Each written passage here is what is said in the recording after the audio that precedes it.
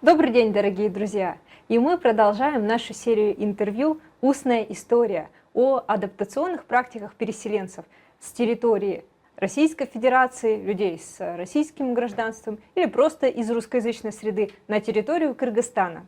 И сегодня у нас в студии Василий Попов, стендап-комик, гость нашей программы и переселенец. Здравствуйте, Василий. Здравствуйте. Расскажите немного о себе. Я бы не стал себя характеризовать прежде всего как стендап-комика, потому что этим я занимаюсь в качестве хобби и последние только 1,5 года.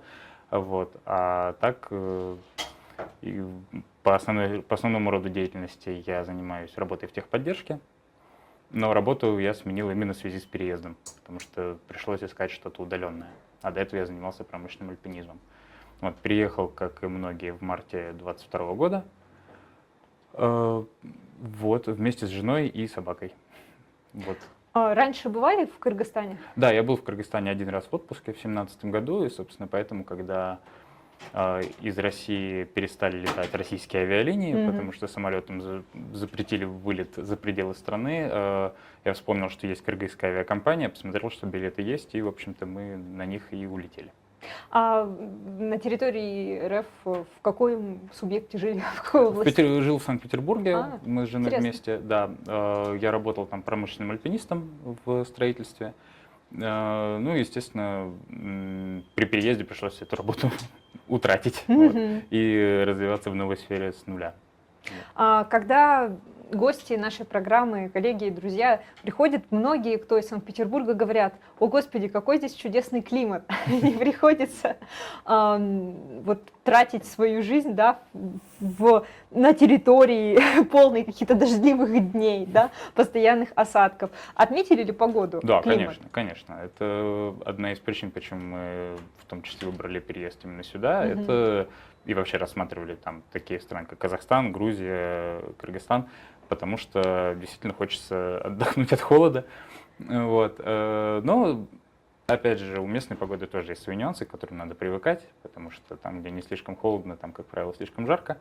Вот. Есть смог зимой. Ну, в общем, нюансы есть везде, но по климату здесь, конечно, очень приятно.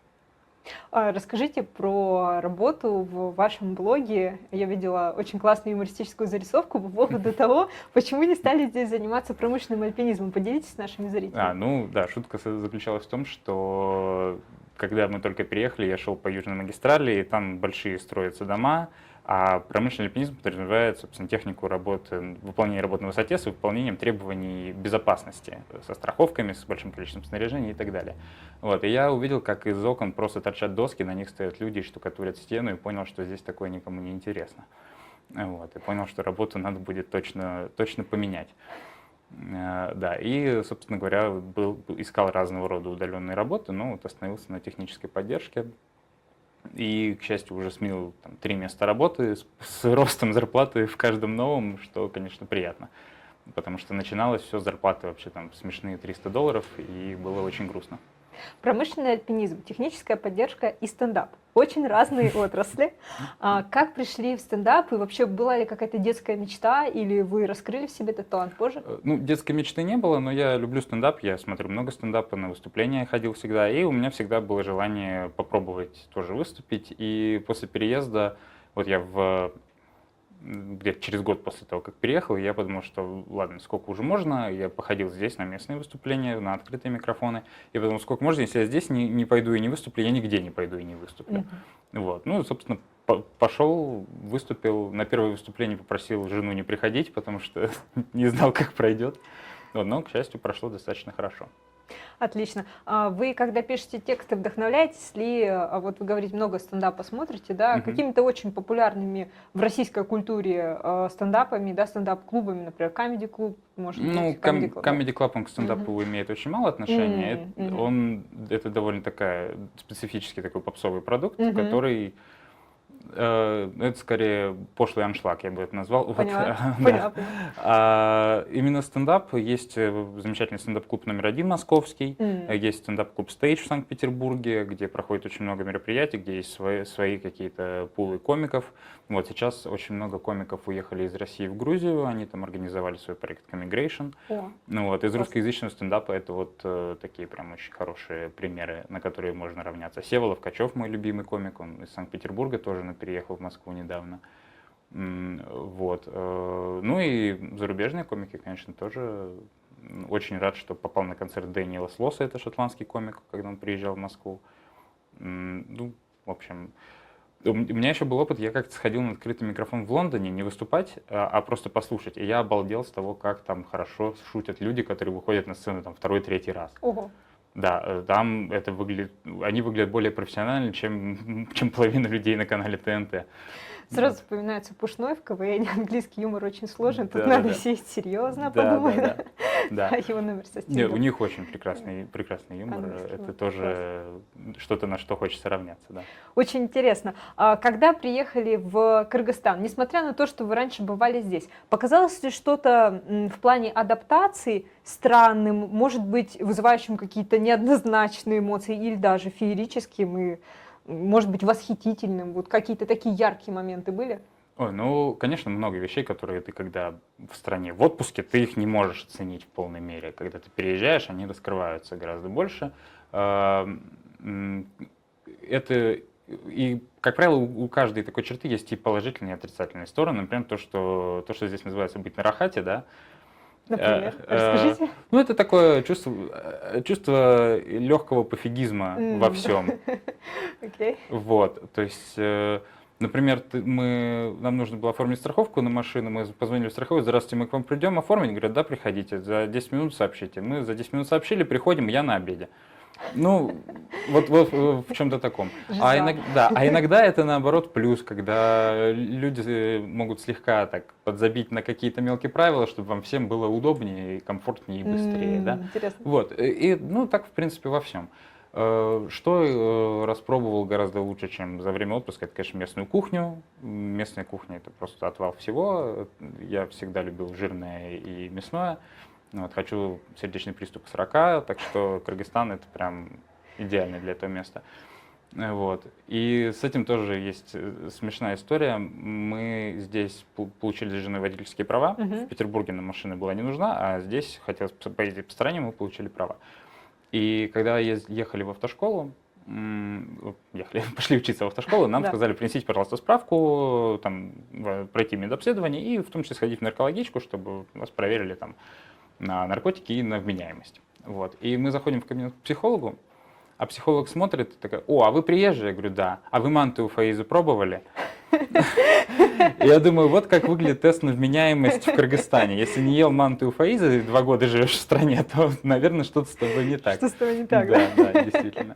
Вот, но я прошел этот тест, потому что манты из Фаиза я очень люблю. Классно.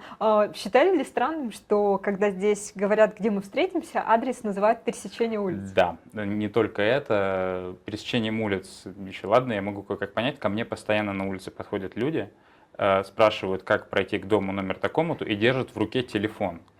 И у меня возникает вопрос: а почему вы не посмотрите в 2GIS у себя на телефоне?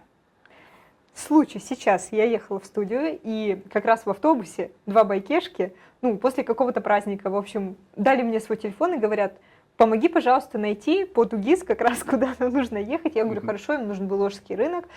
И, в общем, интернета не было на телефоне. Я говорю, у вас нет интернета. Так, а 2GIS в этом его прелесть, он в офлайне работает. Да, но он не работал по какой-то причине. А, может, они и, в карту общем, не скачали. В общем, да. Да. Бывает. Да. Потом... У меня была еще ситуация, я буквально вот неделю как приехали, я ехал на велосипеде, и в меня открыли дверь, и я очень сильно ударился ногой, там не стали милицию вызывать, ничего, но потом у меня разболелась нога, я пошел в травму и сказал, что вот я там с машиной столкнулся на велосипеде, можно посмотреть, вдруг там трещина или перелом. Меня посмотрели, сказали, ничего нету, все нормально, и записали мои данные, говорят, что если это ДТП, мы обязаны записать данные. И мне на следующий день позвонили из милиции и говорят, вот у вас было ДТП, придите к нам, пожалуйста, в отделение. Я спрашиваю, а где отделение? Они говорят, пересечение Панфилова-Скрябина. Я, хорошо, пришел на пересечение, а там отделение, оно где-то за гаражами находится. Я смотрю, ничего не понятно, где оно. И я звоню милиционеру обратно и говорю, а какой номер дома, подскажите? И он не смог мне ответить, потому что он не знает, какой у него номер дома. Потому что он тоже привык Панфилова-Скрябина, что тут непонятного, все на пересечении. Также про кыргызский язык. Почувствовали какую-то особую атмосферу, мелодику кыргызского языка и почувствовали вот интерес в том, что многие кыргызы не знают кыргызский, но знают русский. Ну, это, к сожалению, отголоски как бы колониального прошлого, к которому причастна моя родина как раз. Вот, тут ничего удивительного нет, хотя это, конечно, немножко грустно. Для меня это удобно, что все знают русский, но с точки зрения национальной идентичности это, конечно, грустно. Хотелось бы, конечно, чтобы в Кыргызстане своя национальная идентичность была гораздо более как-то развита. Вот. Кыргызский язык интересный, я узнал вот, грамматическую особенность с падежными окончаниями, да, то есть я когда вижу слова, там, что есть кичи, есть кичису, у меня сразу вопрос, а что это такое? Вот выяснилось, что это падежное окончание, работает таким образом. Очень интересные особенности. И, конечно, есть свои местные слова. Например, что все приезжие подмечают, это если что-то переспрашивают, вот ты что-то сказал, тебя не расслышали, в России бы переспросили что-что, а здесь переспрашивают как. Вот, это вот первое, что бросается в глаза, да. Еще какие-то местные слова, там, скафнить, маломойка, вот это все, конечно, тоже... Бырса. Да. Тоже вот это все, конечно, очень интересно. Но это как и в любой местности, есть свои какие-то местные особенности. Ну вот, с кыргызским языком была мысль начать его учить, и начал, собственно, там как-то числа смотреть, вот там про то, как падежи работают, но когда нет необходимости, как-то запал пропадает очень быстро. Вот. То есть, если бы никто не говорил по-русски, я думаю, что я бы уже выучил немножко кыргызский. Скорее, как необходимость. Ну, да. Русский юмор и кыргызский юмор. Пробовали ли вы как-то изучать эту культуру с этого аспекта, с этой стороны, и показалось ли что-то довольно таким интересным? Есть ли разница, чувствовалась ли? Или пока разница есть, но она, мне кажется, обусловлена больше временем, которое здесь вообще присутствует, такое понятие, как стендап-комедия. То есть как будто бы здесь юмор пока что попроще, хотя тоже есть свои комики, которые начинают исследовать какие-то более такие интересные темы, какие-то более тонкие подходы. Вот, например, мне очень нравится местный комик Чен Макеев, очень классный парень, и Дарика Тагир, очень хорошая комикесса, и из более таких известных Илья Решенбеков. Они вот именно чем мне нравятся, тем, что у них нету вот этих простых шуток там про «Ой, а моя жена такая меня пилит», «Ой, там, а моя теща», вот таких вот вещей. Они как-то ищут свои темы и со своим каким-то настроением.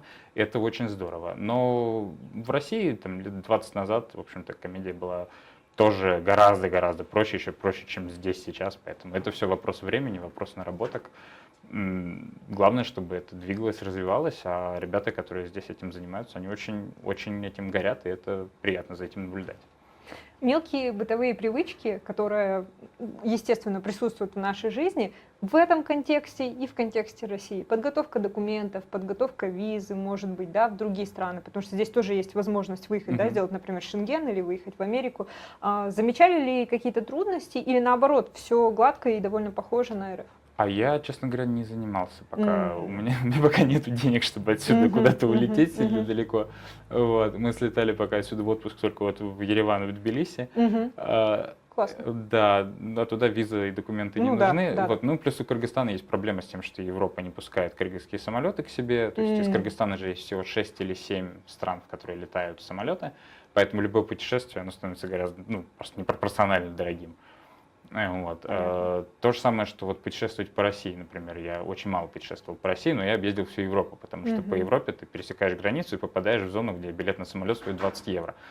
Вот. А по России долететь до Екатеринбурга стоит 220. И как бы, зачем тебе лететь в Екатеринбург при таком раскладе, когда можно на автобусе доехать в Европу? Вот. Поэтому отсюда мы пока сильно далеко не путешествовали, и с визами там, мы чем-то еще не сталкивались вообще. Но что меня порадовало, это работа ЦОНов. Хоть они и переполнены, но можно записаться онлайн и продлевать регистрацию. Вот это все мы 2 года продлевали, это легко и быстро. А сейчас вообще это делается через портал. И, собственно, хозяйка квартиры нас просто на сайте вписывает раз в полгода, и у нас новая регистрация. Все, вообще отлично. О, довольно Вот. удобно. Да, это очень удобно. Мы Не ходим нужно. очно. Да, А так вот уже что- можно не ходить. Да, класс, класс. Спасибо, что сказали. Вы сказали, что бывали в Тбилиси и в Ереване, насколько Да, я да. помню. Здесь, на внутреннем туристическом рынке, удалось ли стать его частью? Где-то были на Иссык-Куле? Да, если бы я на Иссык-Куле до сих пор не побывал, меня бы, наверное, депортировали уже. Как с мантами. Да. Да, конечно, побывал. Собственно, одна из причин, почему мы получили здесь права и купили машину старую, дешевую, которая развалюшку, вот, потому что хотелось поездить по стране, а у нас собака, у нас уже 2 собаки, мы одну сюда привезли, одну еще подобрали. Круто. Вот. На самом деле мы еще 3-ю подобрали, но ее мы отправили в Европу жить. Вот. Это вообще замечательная история. Это интересно. Да, и, в общем, мы купили машину именно, чтобы поездить по стране как следует, чтобы посмотреть какие-то более отдаленные участки, там Южный берег Иссык-Куля более дикий, да, какие-то места, куда нужен пограничный пропуск, вот мы собираемся тоже заехать в ближайший месяц. Это все горы, которые здесь вокруг Бишкека, в радиусе 50-100 километров, я еще на велосипеде объездил. Да. Вот. И пешком исходил. И такая странная особенность мне попалась на глаза. Вот приезжаешь в Аларчу, идешь куда-нибудь в горы, на хижину Рацика, да, или там просто даже до Разбитого сердца, и не встречаешь практически кыргызов. Кыргызы заканчиваются на парковке. Там они пикник максимум в 50 метрах от машины. Дальше не очень. Вот. А наверх как-то единицы ходят, а там больше иностранцев все-таки. Им не очень интересно, да? Они уже насмотрелись. Да. Я понял про себя, вот я решил придумывать про... Россия славится тем, что придумывает плохие стереотипы про национальности. Я решил, я буду придумывать хорошие. И вот я понял, что кыргызы, они умеют кайфовать. Ага. Прям вот я не умею так кайфовать, как кайфуют кыргызы. Если кыргыз купил себе Honda Fit, он будет ездить, как будто это Феррари. Класс. Если он выбрался на пикник, он возьмет с собой весь челап, который найдет вообще в магазине, там накроет поляну на 3 человек, как будто там целый той, и будет там кайфовать весь день вообще как царь. И наслаждаться процессом. Это тоже вот часть, мне кажется, этой философии быть на рахате. Вот. Очень интересно. Местные уголки, какие-то места, которые очень-очень кыргызские. Ну вот, например, на мой взгляд, Ожский рынок. Бывали ли там? На Ожском не был, я на Артасайске хожу, Да. он просто далеко, мне не надо. Но я был на Дордое. На Дордой мы Да. поехали просто ради галочки, потому что это самый большой рынок в Центральной Азии. Ага, Ну как на него не зайти? точно. Да, это, конечно, тоже кладезь каких-то маленьких национальных наблюдений, когда у тебя ходят бабушки, окуривают всех за 20 сом каким-то, я не знаю, что это, трава тимьян или что это, они там жгут. Вот. Очень интересно, как эти заботливые джешки возят еду, чай в термосах, раздают всем там, ну не раздают, продают, понятно, но торговцам видно, как у них этот быт вообще налажен. Это, конечно, все тоже очень, очень интересно. Вот. Ну, а Артасайский рынок нам вообще уже привычная история абсолютно, мы уже там все уголки знаем. Мгм. Хотя был как-то момент, я заблудился на Артасайском рынке, там между контейнерами, и там был какой-то уголок, где сидят джешки-швеи, их очень много, занимаются ремонтом одежды, и я увидел там вывеску, которая для меня, конечно, стала абсолютно необъяснимой. Там было написано «Швейцарские духи на розлив». Отлично. Никакие вообще 2 слова вместе из этого предложения никак не сочетаются. Ну вот они Ну, все вместе предлог. оказались. Ну да, Предлог. разве что. Да, очень интересно. По поводу смога, есть такая проблема здесь? Да, есть. И коснулась ли она, как-то замечали ли? Конечно, что есть? замечали черные козявки у всех зимой. Это как бы мы уже поняли. Купили фильтры в квартиру, старались как можно больше ездить на горнолыжку зимой, где нету смога. Мгм. Вот. Ну да, противно, но, к счастью, здесь зима достаточно короткая.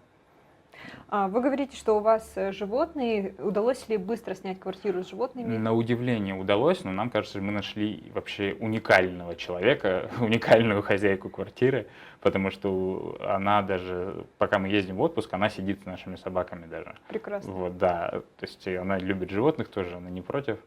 Она помогала нам тоже с собакой третьей, которую мы нашли перед тем, как мы ее отправили. То есть прям вообще идеальная хозяйка. И мы вот 2,5 года живем в одной квартире, ничего не переезжали, не меняли. Квартирка маленькая, не особо там какая-то навороченная, хрущевочка 40 квадратных метров, но хозяйское отношение и местоположение на юге, ближе к горам, там и смога меньше, кстати говоря.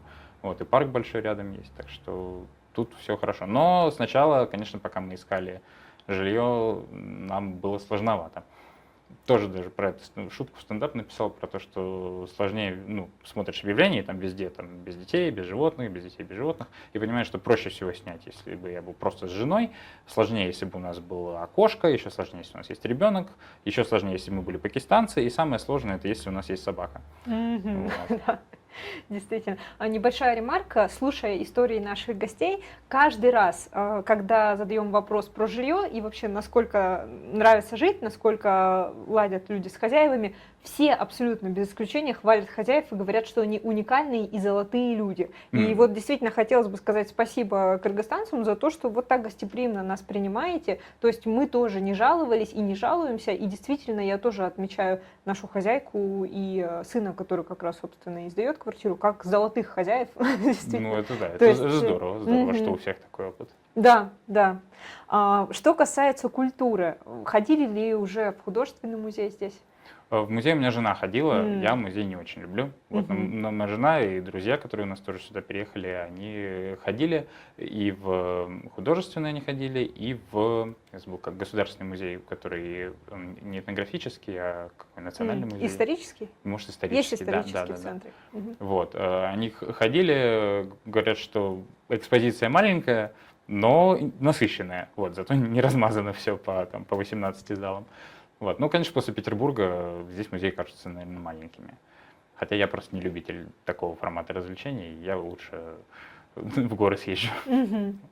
Коллективность культуры, тои и огромное количество совместных мероприятий. Существует стереотип о том, что у русских душа нараспашку, да, что мы очень как-то такие очень щепетильные до праздников, да, то есть мы все готовим, у нас всегда много гостей. Но что касается Кыргызстана, действительно, показалась ли эта культура еще более коллективной, еще более восточной? Мне кажется, что в России у нас большие пиры, но за закрытыми дверями. То есть у нас те, кто пошел к тебе вот в твою как бы компанию, в твое общество, на тех ты прям, да, разгуляться. А здесь принято вообще на полное. Вот, это, да, отдельная черта.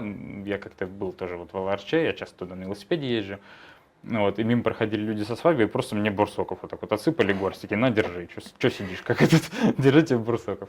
Вот, так что да, здесь это, конечно, гораздо более ярко выражено, и ты понимаешь, что этот стереотип про русских, он абсолютно меркнет. Я заметила, что у нас очень важен имидж, а вот кыргызы не стесняются себя естественных, такие, какие они есть. Что скажете по этому поводу? Под имиджем действительно понимаю, вот тоже за закрытыми дверями, да, то есть это сначала мы делаем вид, потом, если этот вид понравился тем, кто тоже делает вид, и как бы тогда мы как-то объединяемся, да, а здесь люди такие, какие они есть, на мой взгляд, очень естественные. В чем-то да, в чем-то нет. Потому что, например, вот страсть к тому, чтобы выглядеть более дорого, чем как бы ты можешь на самом деле себе позволить, здесь как будто более ярко выражено. Но это, мне кажется, у какого процента бишкекчан айфоны, да, например. Хотя ты прекрасно понимаешь, зная среднюю кыргызскую зарплату, что этот iPhone оплачивается в течение 2 лет в кредит, и вообще максимально непрактичный поступок его покупка. Вот. В России как-то с этим, даже в Петербурге, потому что это крупный город, как-то больше людей, которые спокойно сидят на андроидах и не считают это чем-то зазорным, зашкварным. То есть даже там люди, которые получают зарплату, которая позволяет купить iPhone, не смотрят, а зачем он мне? Звонит так же, фотки чуть получше, да и фиг бы с ним. Вот. А здесь как будто бы прям с этим сильнее. Но мне кажется, это обратная сторона того, что страна в целом чуть более бедная, потому что есть как бы общественное порицание бедности, которое приводит к тому, что бедным людям хочется выглядеть не бедными. Это Вот. интересно. Да. Интересно. Вот просто ремарка для интервью из своих наблюдений. Я замечала, что еще более сильное неравенство именно в плане того, что бедные стремятся выглядеть более богатыми, и наблюдала в Индии, в Турции, Да, в наверное, Дубае. наверное. Действительно. Здесь у меня сложилось немного другое впечатление, может быть, в силу того, что у нас жилищный комплекс, и у нас в основном большие семьи. Вот кыргызские семьи с средним количеством 4-5 детей. А мне кажется, это в Да. Кыргызстане в Как-то- целом среднее количество Вот, детей. Да, я и говорю, что да, то есть вот такое окружение, да, в смысле в нашем жилищном комплексе это не какая-то особенность, это вот Да, средняя температура по больнице. И получается, что мы смотрим на то, как люди дружелюбно обращаются с детьми и все время им пытаются действительно что-то купить, чтобы это было как бы, ну не то, что не хуже, чем у других, а то, что чтобы это просто было. Поэтому вот здесь вот у меня чуть-чуть подстерлось. Но вообще наблюдение, да, тоже частично я согласна. Да, это интересно. Ну, плюс, в принципе, есть какой-то вот стереотип про то, что в Азии любят более такое как-то вычурное, да, богатство. Там, грубо говоря, те же норвежцы, у них дом богатого норвежца, он не будет сильно отличаться от дома среднего кыргыза, да, вот, ну, по своей, он будет просто, наверное, чуть более, может быть, местами аккуратным и чистым, но по-другому ты не поймешь, что этот норвежец вообще-то богатый. Вот. А здесь в культуре принято, что богатство надо показать. Ну, даже банально ходишь по городу, каждая вторая машина Land Rover, Land Cruiser или Lexus, да? Ну, вот. Хотя большинство из них в горы не ездят. Довольно интересно. Согласна, Да. довольно интересно. Здесь до 25%, насколько я знаю, молодежь составляет, да? То есть пласт молодежи очень большой. Заметили ли какие-то косвенные вещи, связанные с этим, да? Может быть, ну, очевидно, что молодежи просто больше на улице, детей больше. Ну, может быть, есть какие-то социальные инстанции, да, какие-то институты, институции, которые бы ну, вот, помогали развиваться молодежи. Потому что мне в глаза бросилось, вот я честно скажу, Да, образовательная система я, честно бросилась. говоря, просто с этим как-то не сталкивался. Но что мне бросается в глаза из того, что я вижу, так невооруженным своим глазом, это то, что все футбольные площадки, на них всегда полно людей играет в футбол. Вот, в России такого не было. В России мы с другом как-то тоже какое-то время любили погонять мяч вдвоем, там, или баскетбол покидать, или по воротам побить. И найти свободную площадку вообще проблемы не было. Здесь я езжу по городу, и каждый раз, когда я приезжаю мимо футбольной площадки, она забита битком. Там 2 команды играют, и еще 4 сидят вокруг, смотрят, ждут своей очереди. Вот, так что в этом заметно, что молодежи, конечно, явно больше. Ну, либо она просто еще и более активная, помимо всего прочего. А так, я не знаю, мне уже 32, я как будто бы под Ну, молодежь. еще молодежь. Да, ну, официально До вроде... 35. До 35 здесь, Да, да, хорошо. повысили. Так что мы еще, да. Ладно, перестаю скрипеть коленями. Вот, по поводу того, как проходила социализация, какие хобби выбрали и занимались ли раньше теми хобби, да, которыми, то есть, ну, на велосипеде, например, На катались? велосипед, и да, здесь, и там. велосипед это мое любимое хобби было и в России, в общем-то, здесь добавились к нему горные походы, потому что, ну, в Петербурге нет гор, поэтому Да. там горных походов нет, там максимум в лес можно сходить. Хотя, кстати, по лесам и озерам я тут немножко скучаю, потому что это, конечно, свой кайф. Почему не скучаю? Потому что меня 2,5 года не кусал ни один комар. Точно. Да, это вообще прекрасно. Вот, и, собственно говоря, с местными ребятами по интересам, я вот с велосипедистами как раз-таки познакомился со многими, с некоторыми, которые тоже переехали сюда из России, я познакомился именно из-за велосипеда, потому что где-то встречались или в чатах, или живем на улице, или на гонках каких-то. Вот. А из новоприобретенных хобби у меня, пожалуй, вот основное это стендап, да, то, что я начал заниматься этим. Вы заводили здесь кыргызских друзей в попытке социализоваться? Есть кыргызские друзья, их немного, но они есть. Например, есть девочка одна, Айшола Айсаева ее зовут. Я на нее был подписан в Инстаграме, потому что она ведет свой блог, достаточно интересно. Я на нее был подписан еще до того, как я переехал в Кыргызстан. И я ее просто встретил на улице. О, интересно. Да, вот. Потом у меня остановились дома Я просто предложил велосипедистам из Европы, которые они возвращались из Аша на маршрутке и очень припозднились, и понимали, что непонятно, где они сейчас в час ночи найдут ночлег, я им предложил остановиться у нас, оказалось, что Айшола с ними тоже знаком. Да, и хозяин веломагазина, в который я хожу, оказался тоже знакомый Айшол. А еще он знакомый с Алиной, с которой я познакомился в 2017 году, когда приезжал сюда в отпуск. То есть все, с кем я знакомлюсь, они как-то вот между собой пересекаются. Вот, ну, в общем, достаточно интересно, возможно, потому что они все как-то связаны какой-то темой активного отдыха, там, или походов, или велосипедов и так далее. Ну, это очень такой интересный момент. Местные друзья чему-то учили вас вот здесь, как интегрироваться в культуру? Потому что одна из идей таких адаптационных, вот насколько я знаю, да, насколько и транслируют тоже ребята, которые приходят к нам в студию, это кыргызские имена. То есть, когда спрашиваешь, как тебя зовут, и поскольку, ну, как тебя зовут, друга, да, поскольку вот этот массив имен, он нам непривычен, либо ты переспрашиваешь, либо ты делаешь вид, что я понял. Второе бывает чаще. Насколько я знаю, то есть у меня тоже есть и был такой опыт. Особенно ты не понимаешь разницу между уменьшительно-ласкательным именем и полным именем. То есть у меня были курьезные случаи, когда, в общем, я довольно высокопоставленный административный персонал называл уменьшительно-ласкательным именем, потому что я думала, что это норма. Что это норма. И, в общем, конечно, такие случаи бывают. Чему-то учили? Ну, к именам, конечно, нужно было привыкнуть. Это да. Но я обычно не стесняюсь переспросить. Я надеюсь на понимание людей, что они там какого-нибудь Венцеслава тоже с первого раза не запомнят. Ну, с именами точно. По поводу точно, что нам друзья многие и знакомые объясняли, это по поводу вождения в Кыргызстане, что есть свои нюансы, что правила дорожного движения это такая ненавязчивая рекомендация, скажем так. Действительно. Да. Да.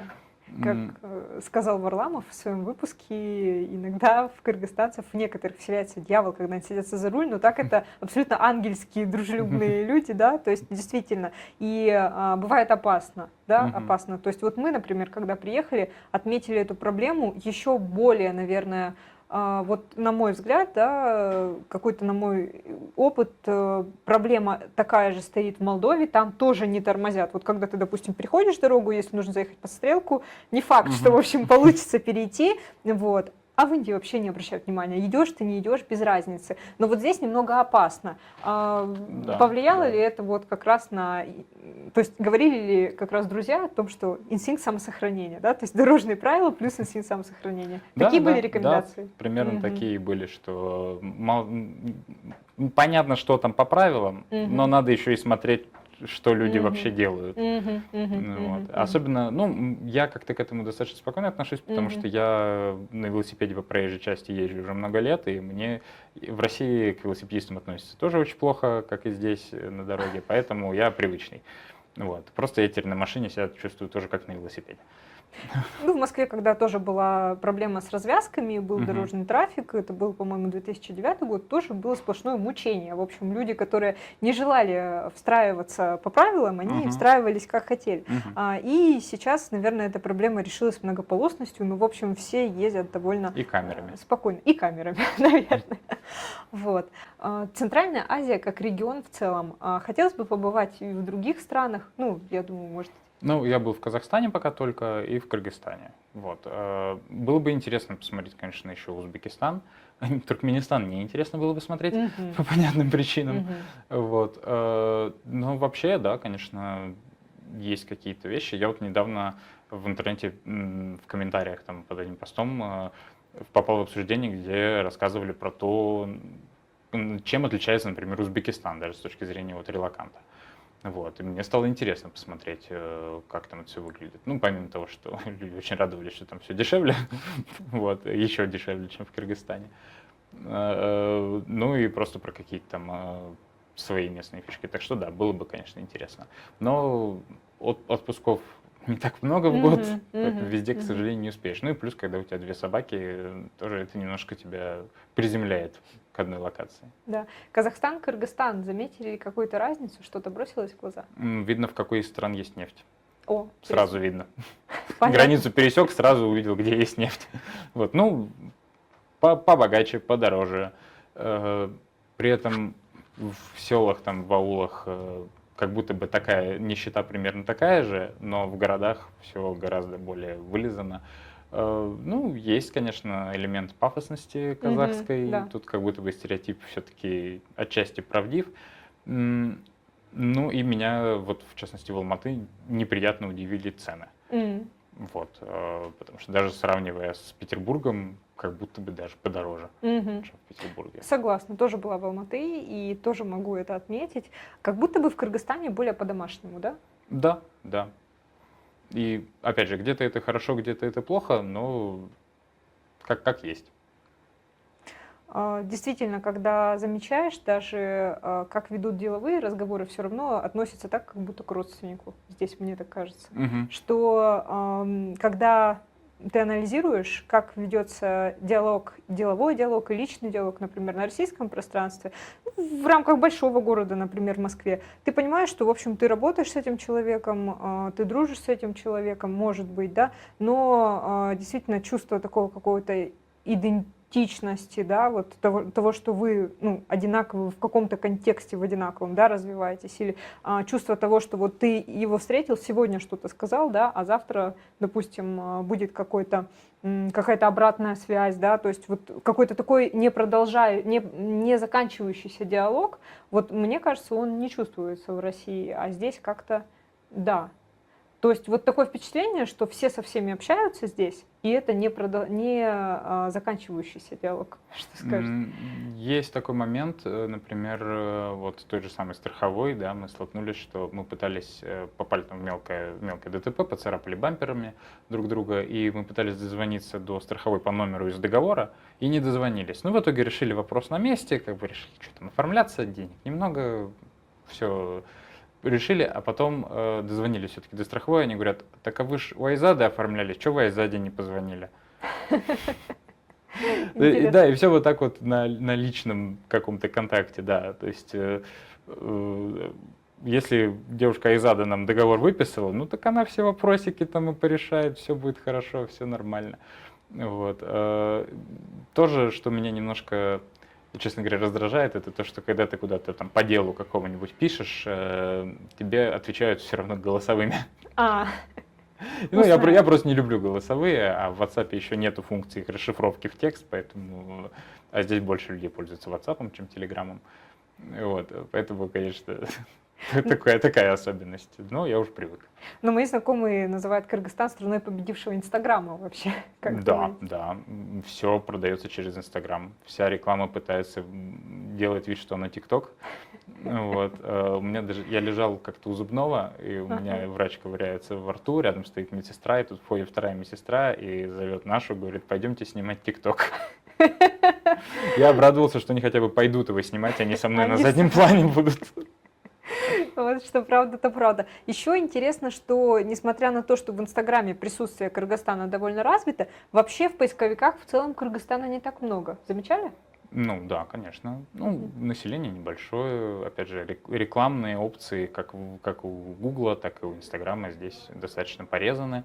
Монетизации никаких нет, поэтому, в принципе, логично. Но вообще, вот в контексте именно иностранного знания о Кыргызстане, я вот общаюсь много с путешественниками европейскими. В частности, здесь же проходит гонка, вот прямо сейчас проходит Silk Road Mountain Race, я не знаю, слышали или нет. Это на 1900 километров гонка велосипедная, самообеспечение, никаких там точек питания и так далее, просто вот все на себе везешь и едешь. Вот, и люди со всего мира приезжают на эту гонку. В этом году там 180, по-моему, участников. Ого. Да, из них там 5, по-моему, кыргызов.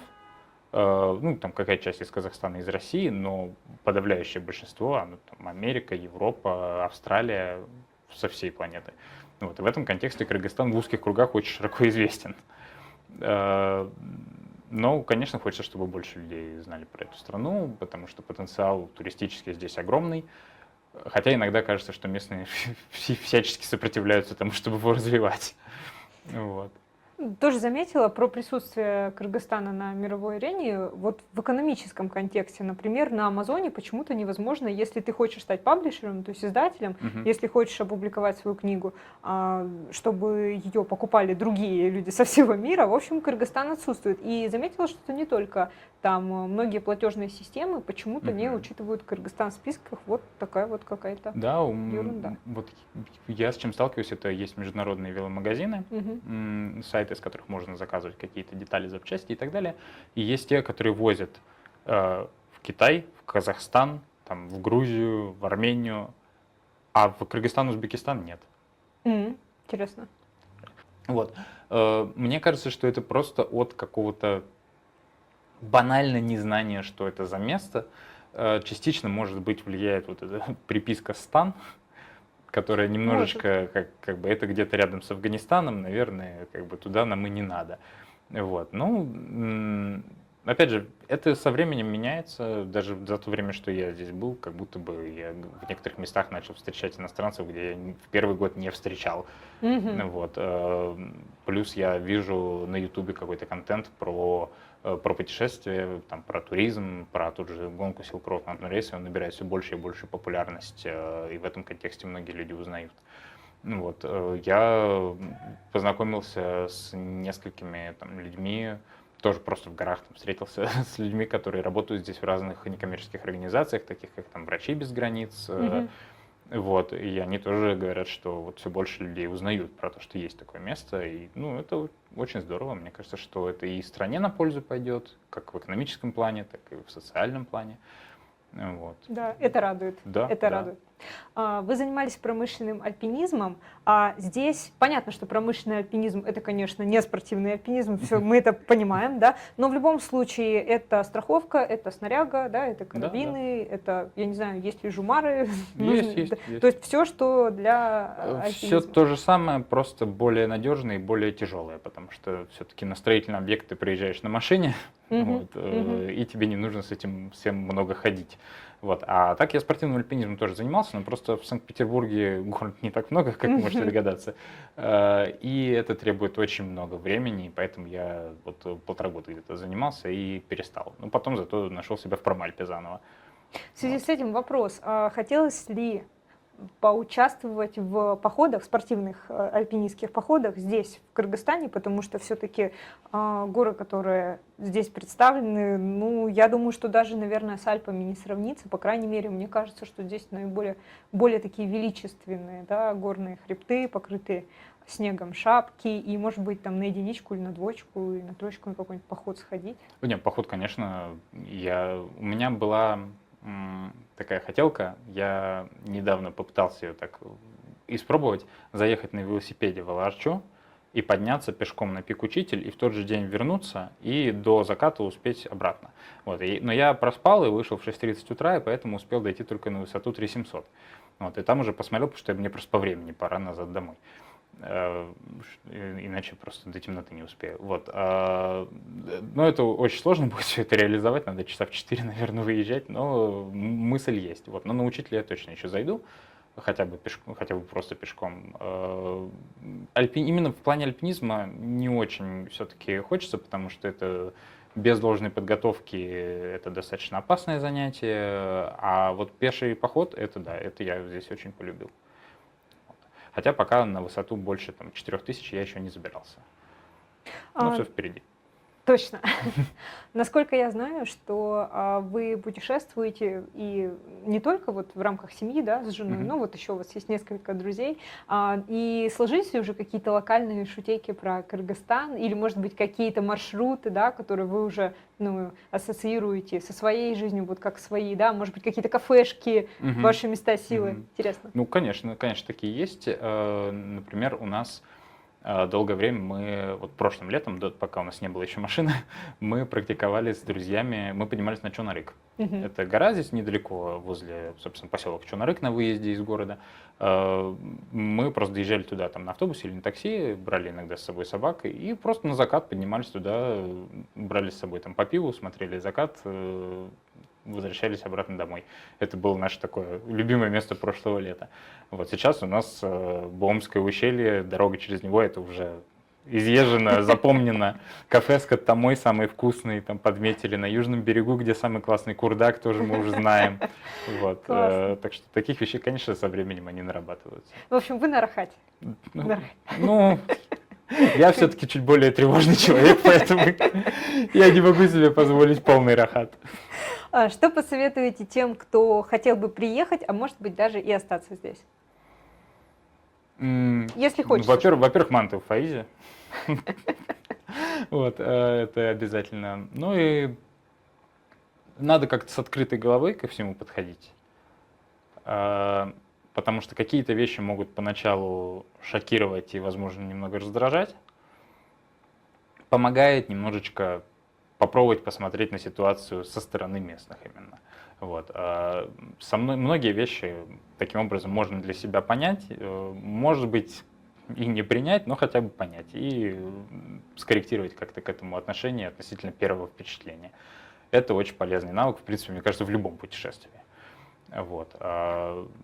И как можно больше ездить в горы. Не надо сидеть в городе, надо ездить как можно больше в горы. Это то, ради чего вообще в эту страну стоит ехать. Сегодня у нас в студии много интересных мелких деталей из истории Василия Попова, нашего гостя, в качестве хобби занимающегося стендапом, человека, который рассказал нам о промальпинизме и о том, как он социализовался здесь, в Кыргызстане, что было интересного, что понравилось, и что можно посоветовать тем, кто либо захочет возвращаться сюда снова и снова, либо даже захочет здесь жить. Спасибо большое, Василий. Вам спасибо.